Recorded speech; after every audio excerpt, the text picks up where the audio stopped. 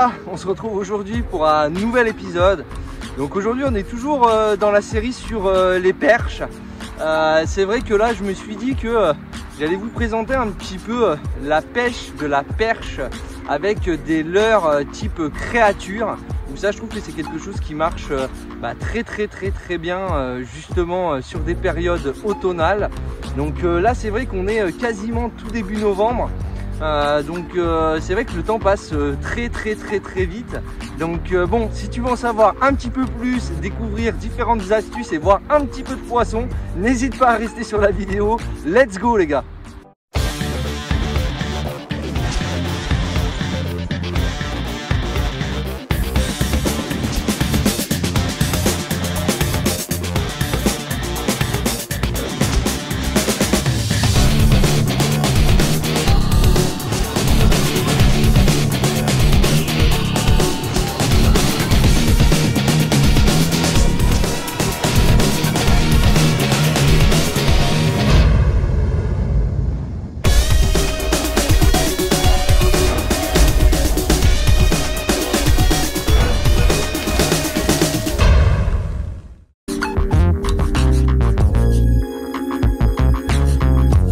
Bon les gars, pour commencer déjà cet épisode, c'est vrai que l'écrevisse c'est quelque chose que j'adore parce que pour l'anecdote, moi quand j'étais gamin avec mon père, on allait mettre des casiers aux écrevisses et donc c'est vrai que moi en 99 ou 98, à partir de 2-3 ans, j'accompagnais mon père donc quand justement il allait poser donc les casiers. Moi c'est vrai que l'écrevisse déjà gustativement parlant, j'adore ça. Donc je crois que vous l'auriez compris, mais moi je les mange façon provençale, mais ça c'est un autre débat.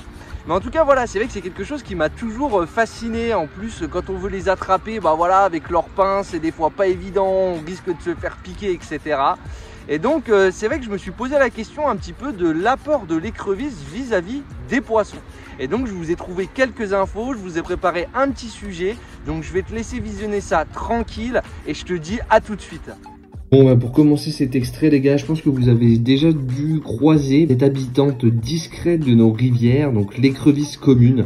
Mais en vrai on peut se poser la question de qui est-elle vraiment l'écrevisse. Donc on va plonger dans l'univers de l'écrevisse commune, ou appelée Astacus astacus, qui est un crustacé d'eau douce qui joue un rôle crucial dans nos écosystèmes, qui a des pinces imposantes, qui a une carapace protectrice et qui va être à la fois chasseuse et nettoyeuse des fonds aquatiques. Elle va être dotée d'une incroyable capacité à respirer donc sous l'eau, qu'elle a des branchies. Elle va contribuer également à maintenir l'équilibre des rivières parce qu'elle va se nourrir des petites plantes, de petits animaux, de débris organiques. Mais c'est vrai qu'aujourd'hui l'écrevisse, on peut se rendre compte que son habitat est en danger à cause de plusieurs facteurs comme la pollution, les barrages, différentes espèces invasives comme l'écrevisse américaine qui va menacer la survie de l'écrevisse commune. Donc l'objectif aujourd'hui ça va être aussi de préserver nos cours d'eau et pour protéger justement l'écrevisse. Et la prochaine fois que vous allez vous promener près d'une rivière, faut vraiment penser à cette petite gardienne des eaux qui est l'écrevisse commune, et vraiment à mes yeux c'est un trésor à préserver. Donc comme quoi c'est vrai qu'aujourd'hui l'écrevisse c'est quelque chose qui représente à peu près 80% de protéines pour n'importe quel poisson. Donc c'est vrai que entre par exemple un gardon et une écrevisse, pour moi il n'y a pas de doute que les poissons, s'ils peuvent manger 3-4 écrevisses de manière facile, au lieu de courir après 10 petits alevins, à mes yeux, ils iront taper d'abord les écrevisses et ensuite voir s'il y a de l'alevin. Ou alors ça peut être complémentaire aussi, mais en tout cas l'écrevisse a vraiment sa forte place. Alors moi aussi, pareil pour l'anecdote, un de mes premiers gros barbeaux que j'ai attrapé dans ma vie, et c'est ce poisson là qui m'a donné envie. J'étais avec mon père et on l'avait attrapé à la queue d'écrevisse dans un courant, et c'était quelque chose, un souvenir qui restera juste magique, qui fait que je suis là devant vous aujourd'hui à m'exprimer justement autour de la pêche. Donc voilà, moi c'est vrai que déjà pour commencer un petit peu l'idée du point de vue du matériel, moi je vous conseille, je ne vais pas vous présenter ma canne que j'utilise ou quoi, mais moi dans l'idée j'utilise entre 2,20 m et 2,55 m sur des puissances entre 5 et 18 grammes à peu près. Après si vous avez des 5,25, 7,25, 5,18 on s'en fiche, mais grosso modo des puissances MH avec quand même de la longueur vis-à-vis de la canne. qui sont sensibles parce que voilà, c'est sûr que en fonction des conditions que vous allez avoir, là on est en novembre, on a eu quand même des eaux qui ont monté, qui sont chargées, on a du débit. Donc c'est vrai que si c'est pour pas sentir votre leurre à 40 mètres, enfin voilà quoi, il vous faut quand même un minimum de levier et un minimum de sensibilité. En plus, à cette période-là, c'est vrai, quand je disais cru, vous pouvez avoir des surprises, un beau cendre, vous pouvez avoir un silure, vous pouvez avoir un brochet qui se balade. Donc moi je vous conseille d'avoir une canne qui a du nerf et de la résistance justement. Moi j'aurais tendance à dire que quand vous allez le coupler, il vous faut quelque chose qui soit vraiment robuste avec un frein progressif et silencieux.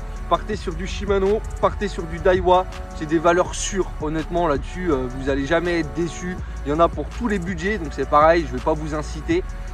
C'est pareil aujourd'hui, c'est vrai que si on reste vraiment sur l'aspect matériel, bah voilà, hein, vous allez mettre de la tresse entre du PE 0.8 et du PE 1.2. Moi j'aurais tendance à vous dire, mettez un 1.2, vous êtes en rivière, vous savez pas sur quoi vous pouvez tomber, les eaux sont pas propres, donc ça gênera en rien votre pêche. Et par contre moi sur le badling à cette époque là de l'année, je mets un 10 livres, ce qui correspond à un 26 centièmes. Pour avoir de la résistance, mais en tout cas redescendre, parce que moi je suis un habitué du 12 livres, donc un 29 centièmes, mais je redescends toujours sur un 26 centièmes à cette époque là, même si là à la limite elles n'ont pas commencé à s'éclaircir les eaux. On a quand même une année qui est bien particulière cette année, je dirais pas le mot, mais voilà, j'en pense pas moins comme on dit.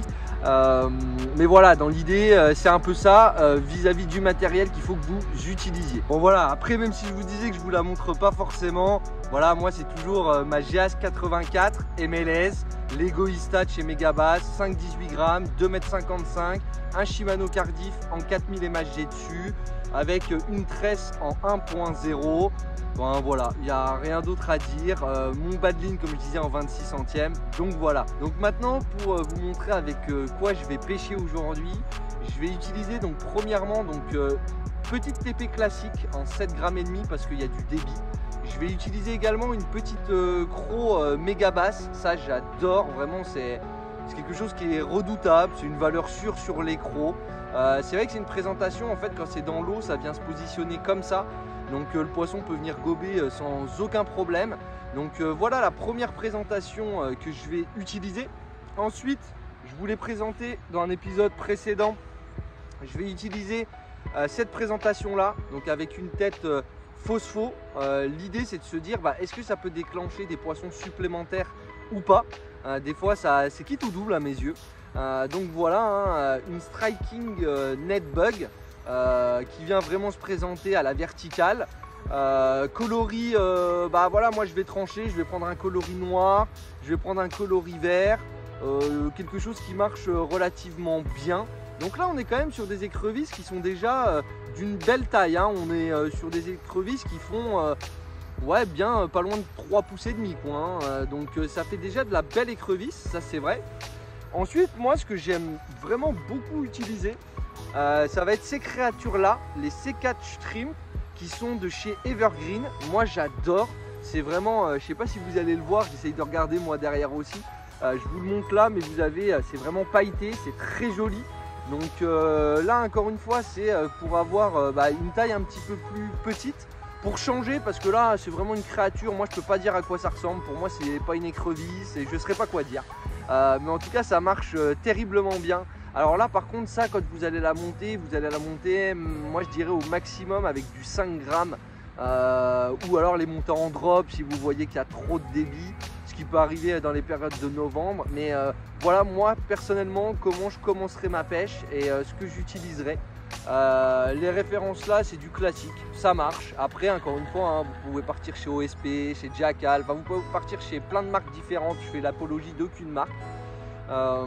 Donc voilà, l'idée elle est là, elle est simple, c'est que les poissons ils ramassent sur le fond à cette période là. Donc là je vais faire une pêche très lente, une pêche en traction avec des pauses. Je vais essayer de vraiment contrôler ma bannière parce que là je suis en train de regarder en même temps que je vous parle, le débit il a l'air quand même bien élevé. Donc on va essayer de s'en sortir, on croise les doigts et s'il y a du poisson les gars, je vous reprends. Bon les gars, pour ce petit sujet sur l'écrevisse, oula, je suis en train de me faire mandaler en dessous. Je suis content, j'ai une petite surprise. Oula, vous avez peut-être vu déjà le bout de son museau moustachu. Bon, ma petite surprise, allez, je vous la montre, je laisse pas trop durer le suspense.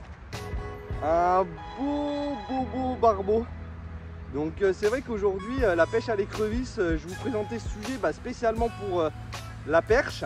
Et c'est vrai que là j'ai tapé un super beau barbeau. J'en suis trop content, il m'a fait une super belle cartouche, un beau combat. Je pensais que c'était ou un cendre ou alors une vraie grosse perche. Et non, c'est un super barbeau, je suis trop content les gars. Donc voilà, comme quoi l'écrevisse c'est vraiment quelque chose qui prendra de tout.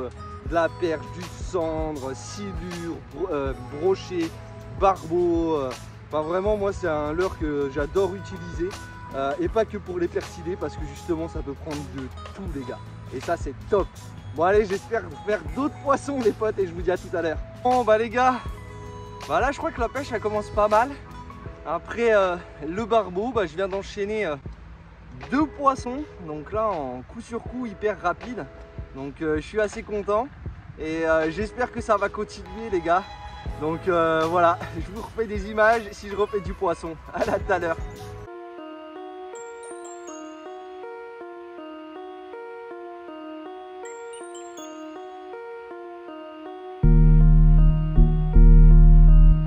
Bon les gars, ça y est, c'est la fin de cet épisode. Donc j'espère que ce sujet sur la pêche de la perche à l'accro et à la créature, elle t'aura plu.